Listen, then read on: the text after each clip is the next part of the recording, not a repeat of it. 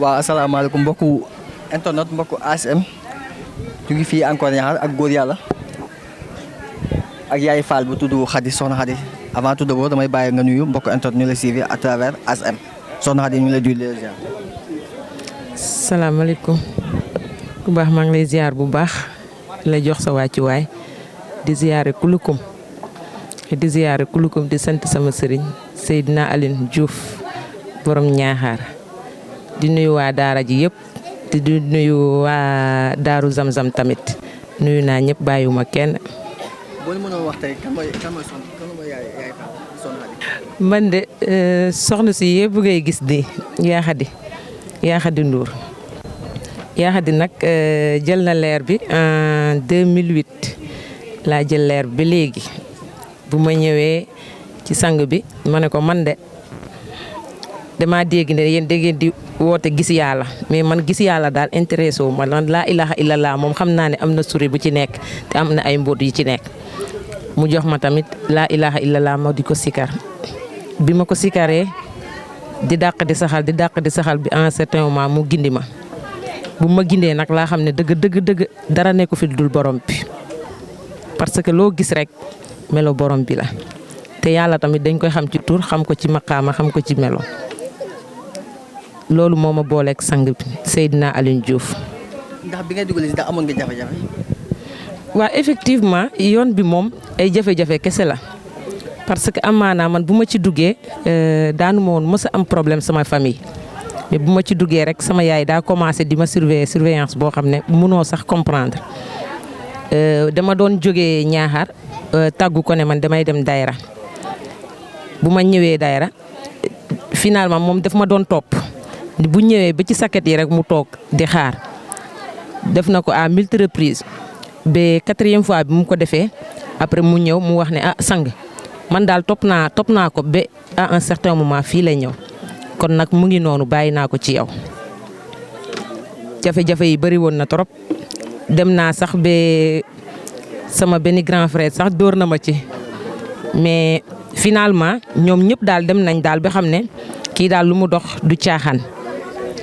parce que yàlla kese moo fi nekk ku jàppul ci yàlla tamit nga jàpp ci leneen rek la. sa diggante ak Seydina Aliou. sama diggante ak sang bi nag auparavant man mënoon naa wax ne xamu woon sang bi sax mais boobu noonu man maa ngi jàngee Kaolack Adja sama benn xarit di jàngee fii benn jour ma gis sang bi place publique ñaaxaar bi mu nekk ci benn conférence après bu mu waxtaan rek laa wax ne pourtant lii c'est pas méchant kii lu muy wax na ci yàlla lu dëggu la lu mën a nekk la tamit après ci loolu laa côtoyé Adja ne ma effectivement kooku noonu ay nee na dañuy gis yàlla dañuy wone yàlla benn jour nag ma jékki-jékki rek ñëw ci daara ji franchement bu ma ñëwee tamit loolu mooy sama digganteeg sang bi bu ma gindee ba pare nag ma gën a jàpp parce que yàlla kese lañ ñu jox te yàlla kese lañ ñu woon tamit ci loolu lañ nekk boobu ba léegi. satisfaction nga am ginnaaw bi ngeen wootee gaa ñu wuy si leen kenn xam ne woote wuy si dafa métti mais ngeen woote ñu wuy si leen ñi bàyyi seen liggéey ñëw. dëgg mbégte bu wër parce que boo xoolee auparavant lii daanu woon di am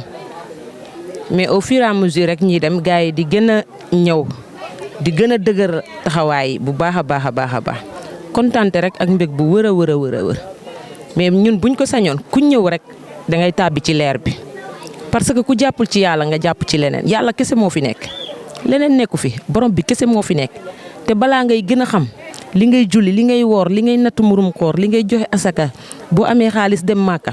te xamoo yàlla tamit amul benn sens man daal bu ma ko sañoon ñëpp ñëw nangul ñu ci leer bi te xam ne leer bi du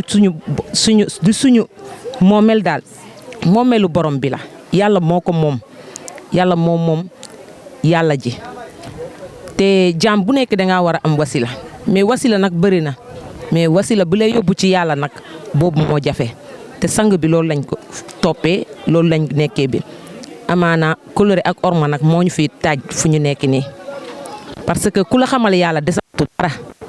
mooy sa xarit bi nga xam ne rek day ngénte nga ñëw teewal ko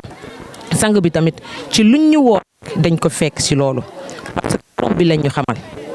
borom bi rek moo dugg suñu digganteek ñun. naka organisation ndax jaar na yoon. Franchement organisation bi jaax na yoon trop sax parce que soxna yaa ngi fi añ nan depuis 13h xiiwal yi yëpp mat na lépp a mat gars yi xiiwal nañu bu baax a baax mais ni ñu defee xiiwal yi ci jëm yi noonu ru yi tamit bu ngoonee tamit amaana ru yi tamit noonu la ñuy baalee ci leeru laa ilaha illallah rek parce que ru amul benn nourriture boo xam ne moom la bëgg lu dul laa ilaha illallah kese la ñuy bëggee